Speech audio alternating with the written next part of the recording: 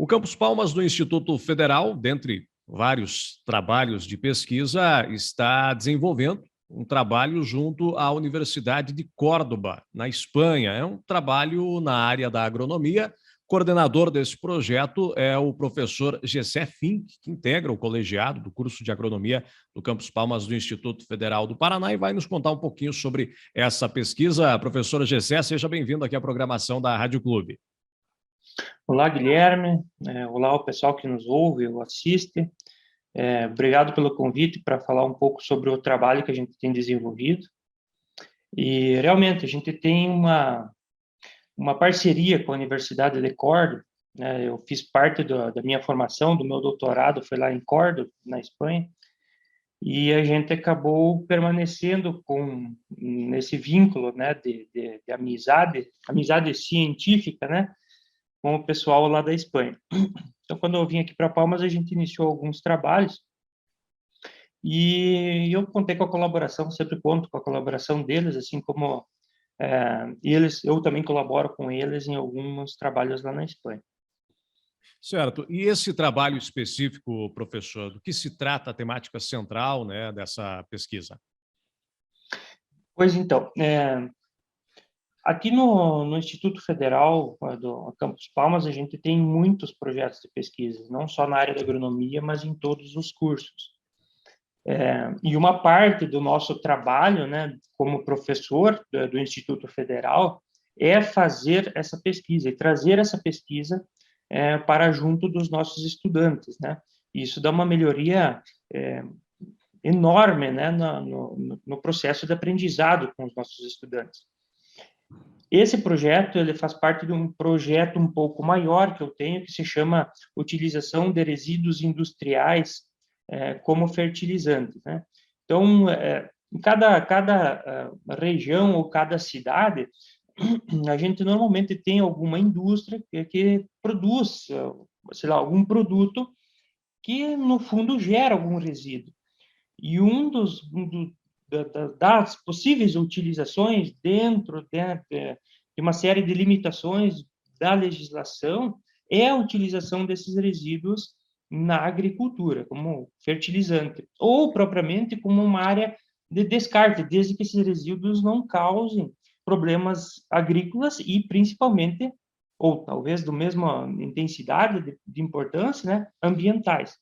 Então, a utilização de resíduos industriais como fertilizantes é um estudo que a gente desenvolve e que visa fazer agronomia, né, tentar utilizar os recursos que estão ao nosso meio de uma forma mais sustentável, mas, obviamente, sem causar impacto no ambiente.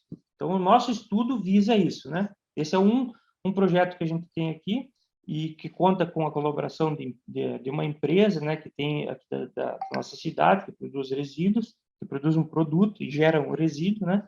E que a gente entrou em parceria e está fazendo esse desenvolvimento do trabalho.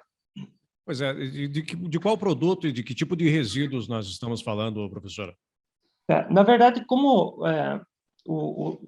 os trabalhos científicos eles buscam uma amplitude de chegar até um número de pessoas maiores, a gente utilizou esse subproduto, o resíduo da empresa, porém, qualquer produto que tenha essas características entra dentro do nosso estudo. Qualquer resíduo que tenha essas características entra dentro do nosso estudo.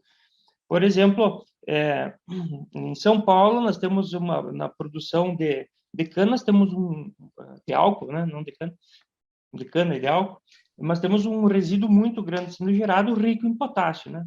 Aqui nós temos um resíduo sendo gerado rico em nitrogênio, em fósforo, em enxofre, porém ele tem um viés um pouco que te deixa grilado, te deixa com um certo receio quando fala do sódio que tem. O sódio é um elemento natural, é o sódio que a gente utiliza na cozinha, né, o cloreto de sódio, sal, mas ele no solo ele pode desencadear alguns processos não muito benéficos para as plantas e para o ambiente, né?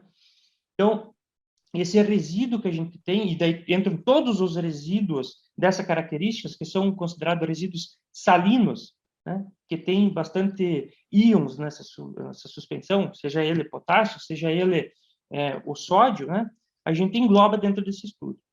E dentro da nossa região, veja que nós estamos num ambiente diferente da grande maioria dos ambientes do Brasil, né? Porque a gente está num ambiente que chove bem, chove mais que 2.000 milímetros.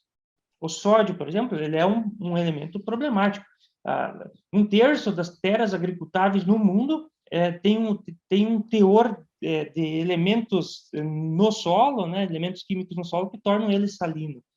Então, do ponto de vista de produção, o sódio é um elemento importante no ambiente, né, e no dia a dia da agricultura.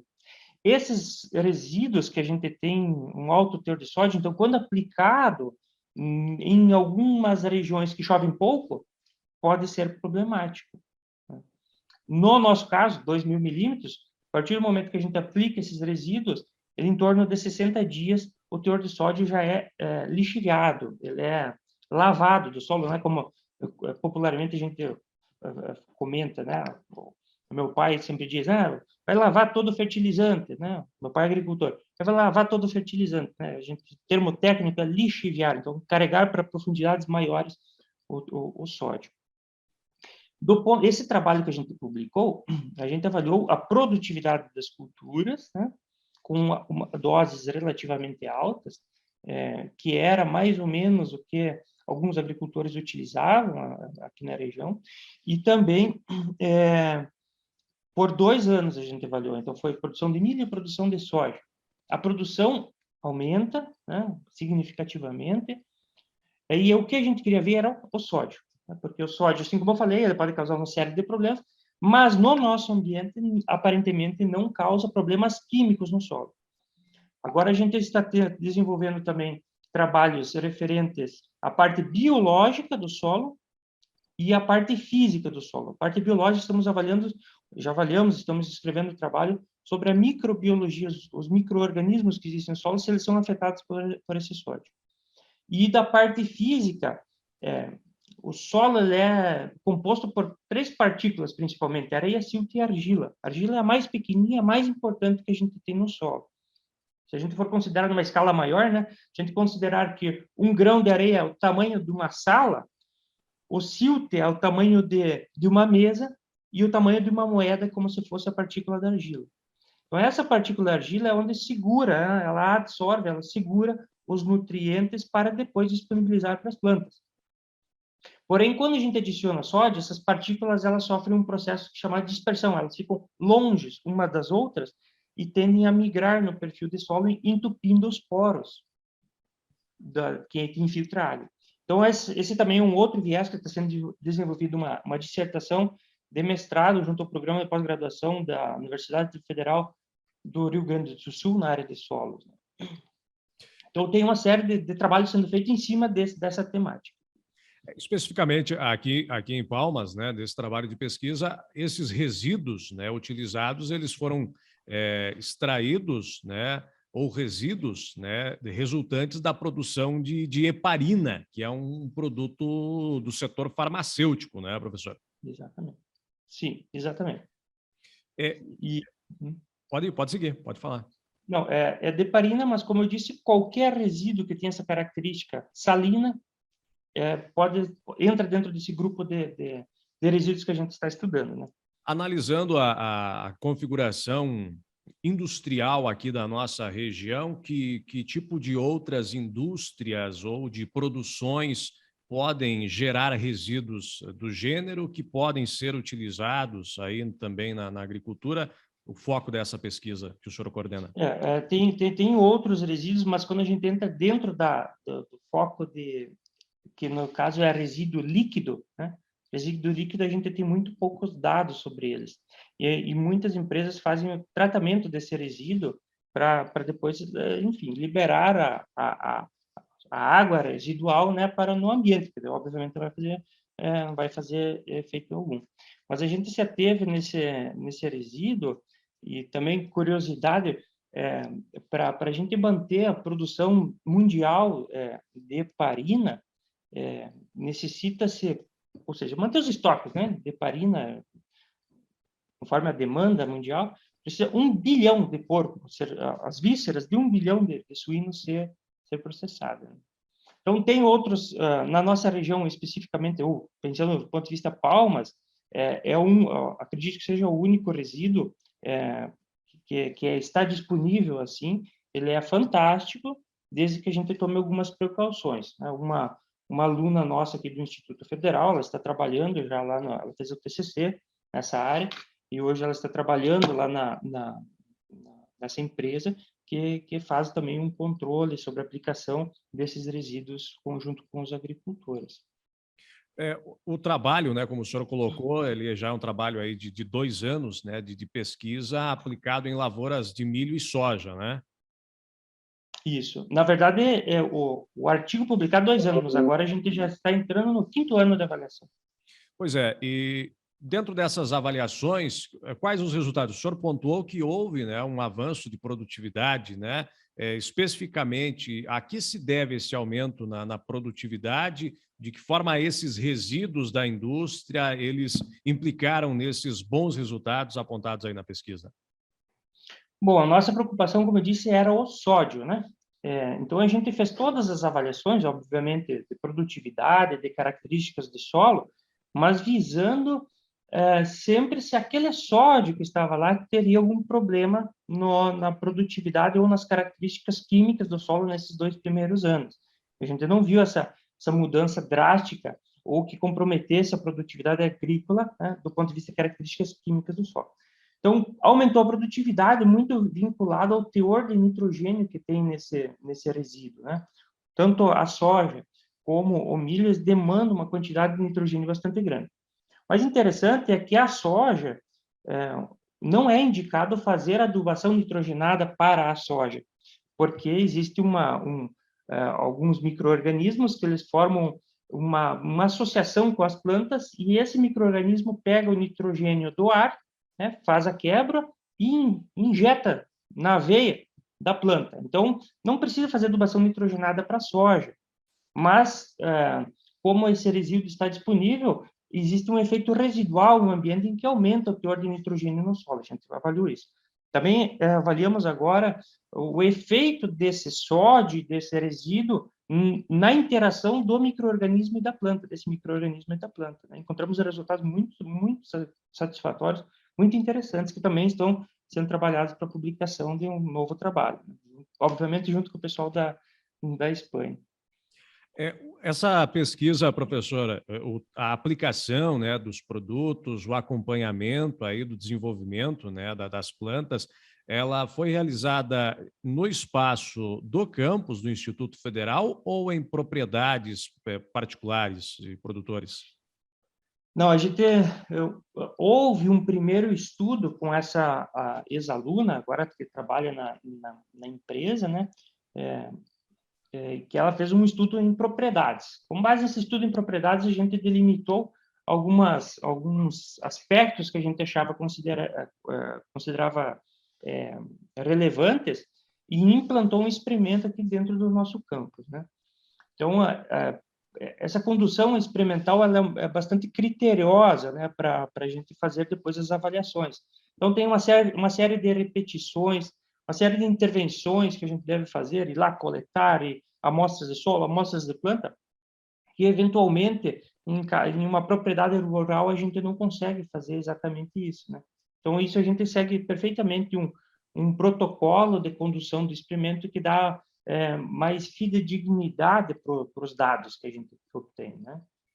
A avaliação junto ao produtor é extremamente importante, mas do ponto de vista científico, de desenvolvimento da ciência e de pesquisa, a gente precisa ter uma série de critérios que é um pouco mais difícil de fazer junto com o produtor, né?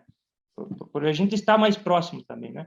Eu estou aqui no laboratório de solos, o experimento fica a 20 metros, né? Daqui. Então, fica muito mais fácil essa dinâmica.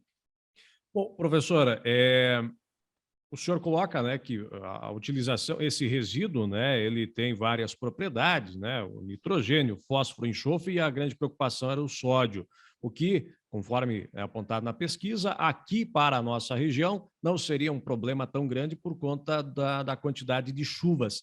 uma pergunta de leigo, né, no assunto. Não, Pensando em outras regiões, né, da aplicação desse produto em outras regiões, haveria algum procedimento químico para a retirada ou a redução desse nível de sódio para que o produto pudesse ser aplicado em regiões que chove menos, por exemplo? bom, a extração, o retirar o sódio do líquido é um processo que vai tornar caro, né? Um processo caro, custoso. E a empresa também trabalha para utilização. Veja, eu falei que tem nitrogênio. Nitrogênio vem dos aminoácidos e proteínas que ainda possui dentro desse resíduo. Isso pode ser utilizado em algumas plantas, em outros lugares do mundo, se utiliza para fazer um suplemento para a ração animal. Então, a empresa também está trabalhando para transformar isso em um produto, mais um produto para ela, né? Bom, depois que está no solo, o processo para retirar o sódio é só com água. Então, por isso, nesse ambiente aqui, do ponto de vista das plantas, não torna o solo, a aplicação do resíduo não torna o solo salino ou sódico, né? Por causa da aplicação do sódio, porque a água lava, lixivia o elemento. Agora, quando a gente vai em ambientes que chovem menos, ou que tem possibilidade de estiagens mais prolongadas, como se aplica o líquido e tem uma estiagem mais prolongada, aquele sódio vai estar aqui lá no meio e pode provocar algum problema no desenvolvimento das plantas, como má germinação, afeta a dinâmica de nutrientes e a absorção de nutrientes pela planta, né? O que aqui em Palmas a gente não conseguiu observar isso. E quais os próximos passos dessa pesquisa, professor? Essa pesquisa, né, eu consegui aprovar ela junto ao CNPq, né? A gente está finalizando agora 3 anos, que eu consegui uma verba para isso, né? A gente está finalizando 3 anos de utilização dessa verba do CNPq. A gente, então, publicou esse artigo, já tem um outro artigo que eu estava trabalhando, inclusive nele, para publicação. Tem mais uma tese sendo desenvolvida sobre, uma dissertação de mestrado sendo desenvolvida em cima desse experimento, buscando avaliar alterações das características físicas, microbiológicas e mineralógicas, que é a minha área de estudo, assim, que eu mais gosto, assim, a mineralogia e a química, né? Dentro da ciência do solo, da minha formação, a mineralogia e a química é onde eu mais me identifico. Então, a gente vai fazer uma avaliação completa. Nós publicamos esse trabalho do ponto de vista químico e de produção das plantas, né? A produção das plantas a gente está cada ano acompanhando, mas agora vamos para a microbiologia e depois para a mineralogia e física do solo. O que vai ser influenciado? É um trabalho completo, de avaliação completa, em função da aplicação de resíduos salinos, né? Resíduos industriais salinos. Pensando futuramente, seria lá, né, na conclusão dos trabalhos, seria até a possibilidade do desenvolvimento de um produto que possa entrar no mercado a partir desses resíduos coletados aqui, ou produzidos pela indústria aqui em Palmas, professor? Pode ser, né? Inicialmente, a demanda da produção da heparina, né, não está permitindo, talvez, não sei sobre essa parte da indústria, né? Mas talvez não está permitindo a alteração do foco, mas com certeza a indústria tem um produto que pode ser utilizado para produzir, um resíduo que pode ser utilizado para produzir mais um produto, né? Talvez não o fertilizante, o resíduo como fertilizante, mas sim como comentei antes, né? Um complemento, um suplemento para adicionar em ração animal ou alguma coisa assim, né? Vai dentro do processo industrial o que eles têm buscado, né?